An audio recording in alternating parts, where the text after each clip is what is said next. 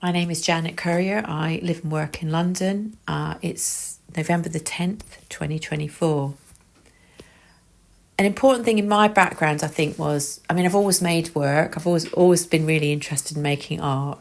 But my mother was a musician and she really valued arts and culture, and she taught us all to love music, to participate in music. We had to learn instruments, and she instilled in us the value of practice and working away at something till you got better at it.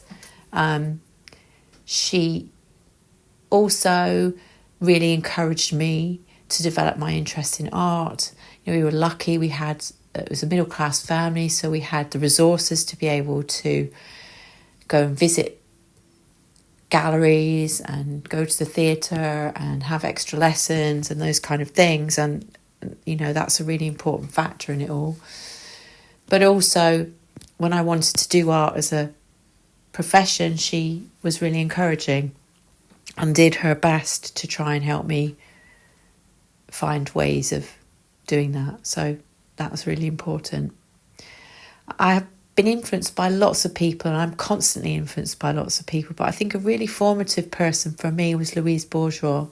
And I think that was because she was somebody who was able to talk about her own experience, her lived experience, and articulate that really well in her work in a way that connected with other people's experience.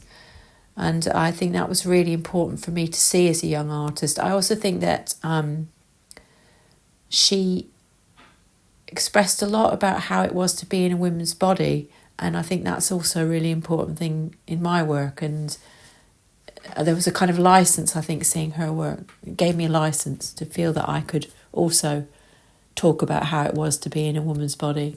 And there are other artists that I'm sure did that, but for me. But I think also, clearly she worked a lot around fabric and pattern and the kind of structure of how fabric is made and sewing. And I think those are things that for me are particularly more recently have been really important in my work.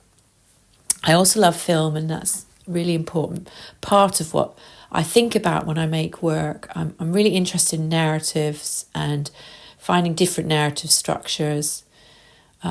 And I love Shout and Tell Ackerman's work. I love it visually, but I also love it in the way that it's a flatter narrative. I love Jane Campion, and I love Andrea Arnold. So those have been important people for me. I also really think that some of the children's illustrations that I saw when I was a young child, and I was very visual as a child, are really there in my work now. I loved Dr. Seuss, and I loved Maura Sendak, and I think the kind of humour and sort of darkness a little bit in their work is something that I really resonates with me. Repetition is a really important part of my work, and repeated marks, and I think that's very much there in Seuss. So I'd say those were important things for me. At the moment, I'm working on a soft sculptural piece, sewn piece, which is made up of different parts. A lot of my work is about making the same kind of unit over and over and again, and then getting a mass of things and installing those things in different iterations in different locations and situations. Another kind of aspect for me is the thing about things being connected. So a lot of my work involves organisms that are connected, and there's a thing there for me about a process of kind of filtering and fluids flowing and those kind of bodily functions. So I'm working on one big connected piece. often I work between drawing and sculpture, and the two things, there's a real communication between those two aspects of my work. So I'm often drawing my sculptures or making sculptures of my drawings, or thinking about the way that the two-dimensional drawing can work with the three-dimensional sculpture I'm making.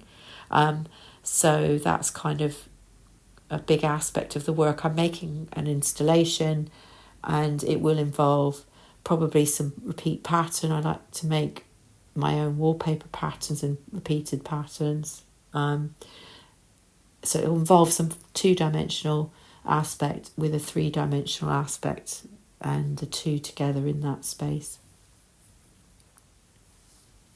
I think that the biggest challenge for being an artist is about really the economics of it all, because it takes a lot of space, headspace and time to make art. And, I think that it's increasingly hard to find affordable studio space with the cost of living issues. It's just really difficult to kind of keep all that going and keep a practice going and fund a practice, especially given that, there are less teaching opportunities, there are less arts-related opportunities. Generally the arts is really, work in the arts is really badly paid. So I do think it's really difficult economically to make it stack up. And I'm really lucky because I'm a bit older and I've got secure housing, my studio's in my home. I think it's really difficult for people starting out. I also think it's quite a solitary life, especially as a visual artist. So you're often on your own, making work on your own.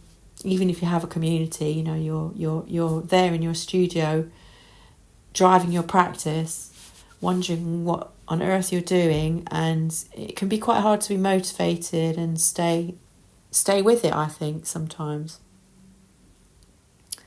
I think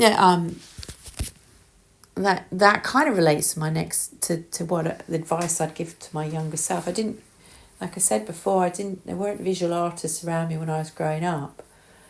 And I think that the advice I would want to give to myself is to stay with it. I think you come out of university as a very young person with just sort of 3 or 4 years at college, and you think, well, I've done that now, I should be off now in my, taking off with my practice. And actually it takes years and years and years just to kind of find your voice, know what your practice is, know what your process is, and get yourself established.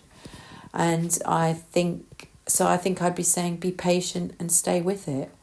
I don't regret the other things that I did in my life before I came back to being a fine artist, but I just think it would have been great to have had somebody to say to me when I was 23, just stick with it. Just stick with it, and this is a path you're taking. It's not an easy path, but it's your path, and you will get there. I do listen to music a lot in my studio. It's a really important part of my practice and my process. I think repetition is very much a part of my practice, and I think that's a related thing. I think it's there's a kind of rhythmic quality of it. I think having a musician as a mother and learning music from such a very early age is part of that.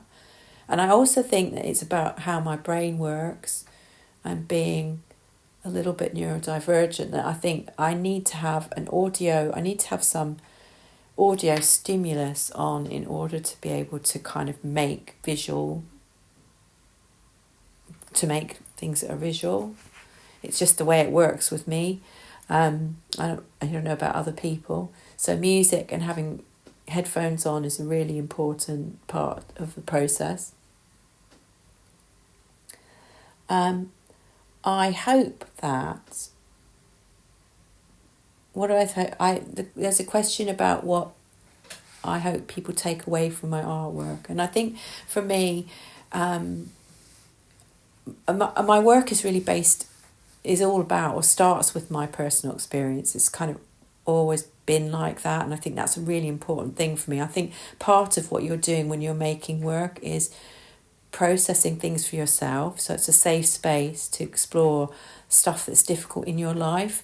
And I think that I also really believe that you're kind of doing that for the greater good, that you're also, one of the things that artists and people that make things do is they process things for people, for society, for the greater good, and digest stuff that's difficult. So I think that's okay. I think in terms of, my starting point is often the things that are going on in my life, and I know that loads of other people are experiencing the same things that I'm experiencing. So I know that somebody out there, hopefully, is going to have an experience that they can bring to my work. And I think my kind of goal is that I'm going to make my work accessible enough that people will be able to bring their own experience to it and get something from it, and that there's kind of a communication in that way. People will connect with it. And, the best thing that anyone's ever said to me has been, so I kind of in the past, I remember a few years ago, I made a lot of work about the experience of having cancer treatment, and it was a really wonderful thing for me when someone came up to me and said, that work really touched me, because it reminded me of my own experience of going through that. That was really gratifying and made me really happy to think that, I thought, well, that's, my job's done here. I also hope that people find humour in my work. Sometimes I don't see that myself, but quite often people find humour in my work, and I think that that's a really lovely thing.